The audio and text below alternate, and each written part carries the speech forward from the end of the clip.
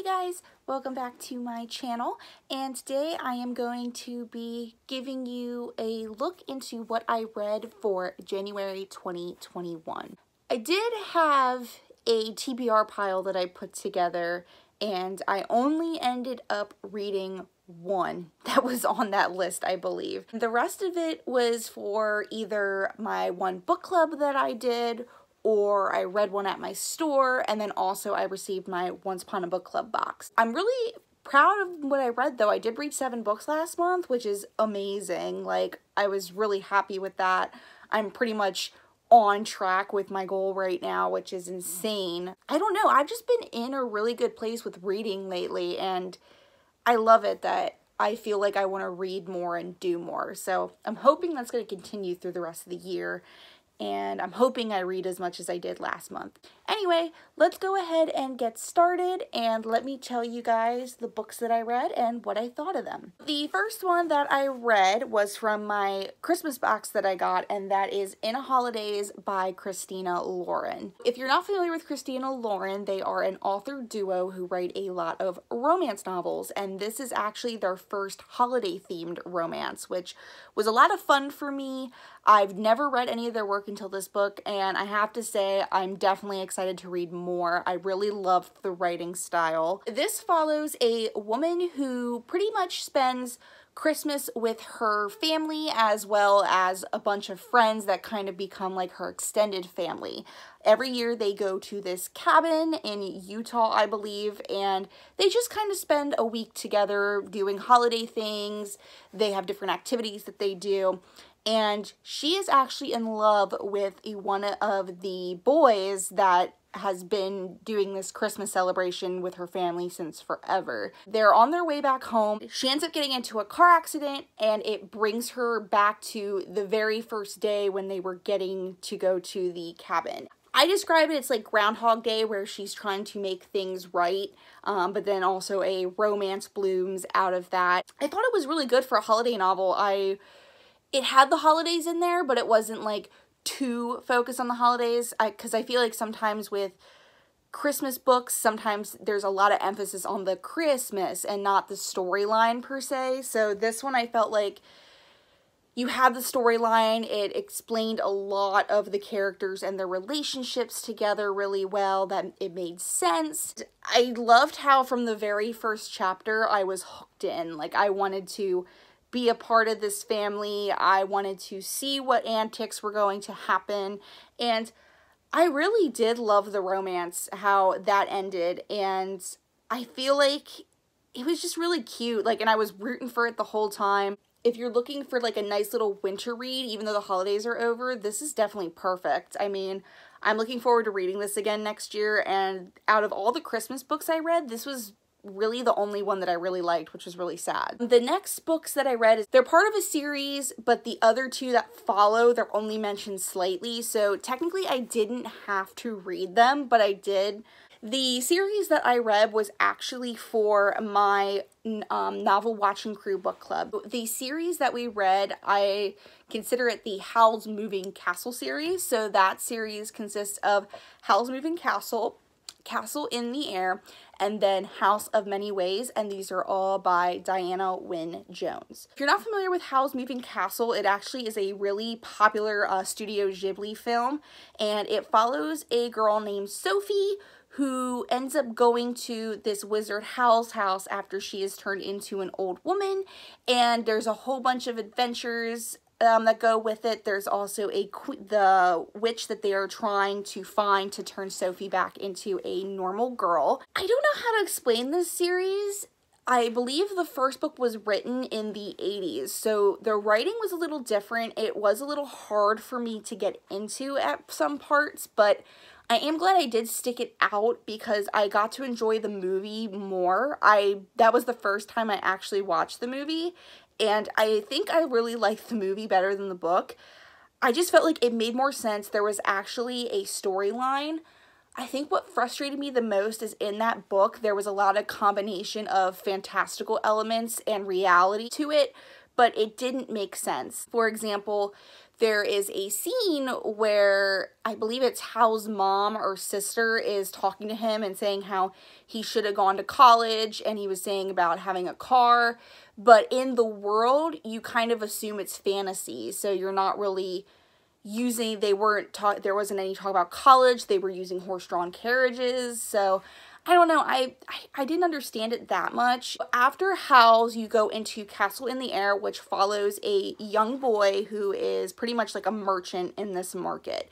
He falls asleep and has these dreams of this princess who he wants to fall in love with and get married, and he actually ends up having to find her because she gets kidnapped, and he's being blamed for kidnapping her because he was one of the people that was last seen with her when she was kidnapped. It shows his progress from going to go and find her, and then of course the characters from the first book move in. House of Many Ways focuses on a bookworm girl who ends up having to take care of her, I believe it's her great uncle's house, and he's a wizard, so she is involved with a lot of magical stuff.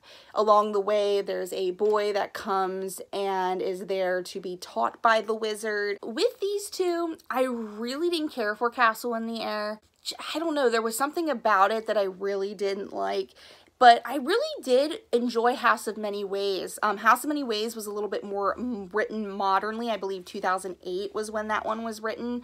So the writing style was definitely different. It was easier to understand. I felt like the magic system was a little bit more developed, and the character of this house. So the house that she watches, it pretty much makes different rooms out of it. So it was pretty cool to see, like, depending on how you turn the knobs on doors, it becomes this new room that wasn't there before. So I kind of like that. I did enjoy the aspect of seeing Hal and Sophie being more of a couple and seeing them with their child, and yeah, it was definitely, I really enjoyed that one a lot more. I really feel like if you're going to read the series, if you're like me, go ahead and read them and just compare it to yourself. But if you're someone who's like, what's the best parts of the series?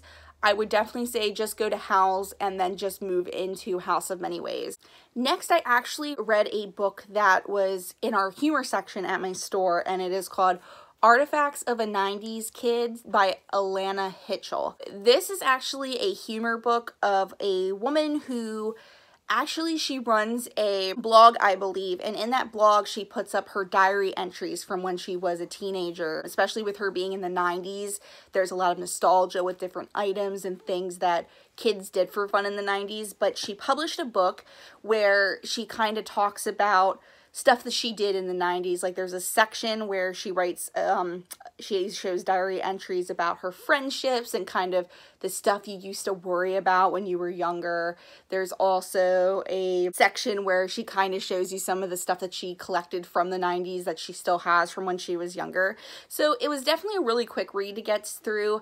I really like reading books that are like in diary entries just because I feel like you get some more insight into whoever is writing, and I'm someone who, I don't journal as much as I used to, but I do like to journal. I really did enjoy it. I felt like she really brought a sense as to what the 90s were about.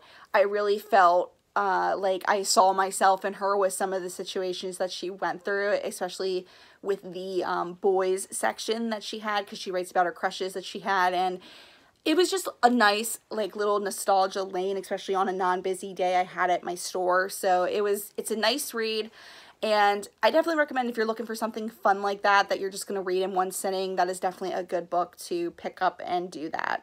I have another book that is in our novel watching crew group, and I haven't watched the movie yet. I plan on watching it soon, and that is Stardust by Neil Gaiman. I was excited to get into Stardust because I remember faintly the movie coming out, but I didn't know that it was a book.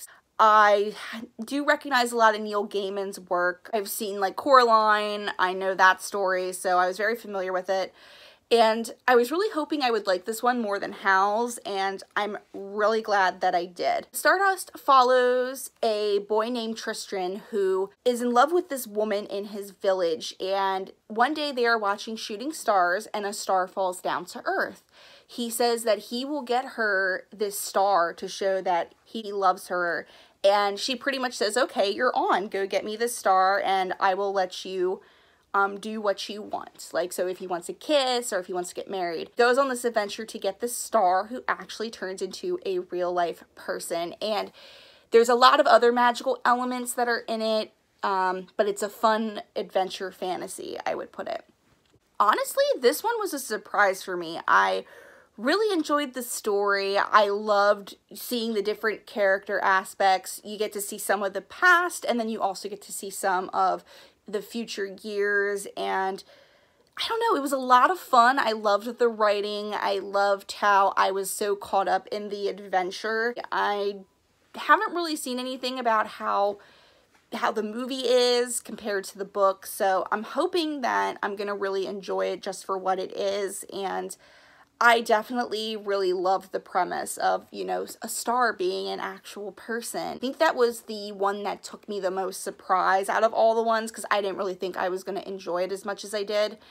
And I definitely am looking forward to reading more of Neil Gaiman. The last one that I have here was actually my Once Upon a Book Club book for December. I did not film a unboxing for that just because I wasn't filming at the time and I needed, you know, a little break, but I did love this book. It was so much fun. I'm also going to kind of show you guys why I think this is the most beautiful cover that I have seen in my entire life so far. That is The Curse of Melody Mcintyre by Robin Talley. This is the cover, and as you can see, it's got a lot of confetti, but when you take the jacket off, this is where the best part comes from. It is literally the confetti that is on the cover, like the dust jacket, and it just looks so pretty. Like, I loved like reading this without the dust jacket. It just, there's something about it. I just loved it. So this is, I think, the prettiest cover of the year for me so far. This novel is actually an LGBTQ YA romance, which was really fun. This author does write a lot of LGBTQ novels. This novel follows a girl named Melody Mcintyre, who is a big technical theater person. She is the stage manager for her school's productions, and she really enjoys that aspect. What happens is, during a production in the fall of Romeo and Juliet, her girlfriend ends up breaking up with her with live mics on to the rest of the backstage crew. So everyone overhears this, and she's just really kind of embarrassed. She is trying to figure out what she did wrong, and with her crew members, they recognize that this is a pattern for her, that she ends up always having a relationship when a production happens, and it always ends really badly. The thing with theater, I don't know if you guys have ever been in a theater production or you are in your school's theater program, but a lot of programs have these little superstitions or little things that they have to do to make sure that there's no bad things that happen on stage. And there's actually a big storyline where the theater that they work in now was actually burned down in the 1900s from their school. And ever since then, there's been this curse that's been going on the stage. So every year they come up with a tradition that has to be followed to keep the curse at bay.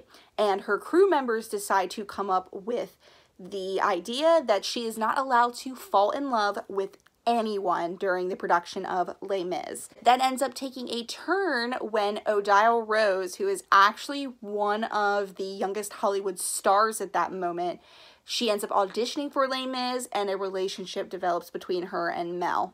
I really enjoyed this book. I had so much nostalgia with it. I was actually part of my high school's theater for a little bit, and I just remember a lot of the stuff that happened and the drama at that time and how we all worked together, and it was just so nostalgic for me. I loved all the characters, and what I loved is that Mel is bisexual and she is raised by a gay couple, which I just loved her dads. Like, they're so cute and they just want the best for her, and you can definitely tell in their character.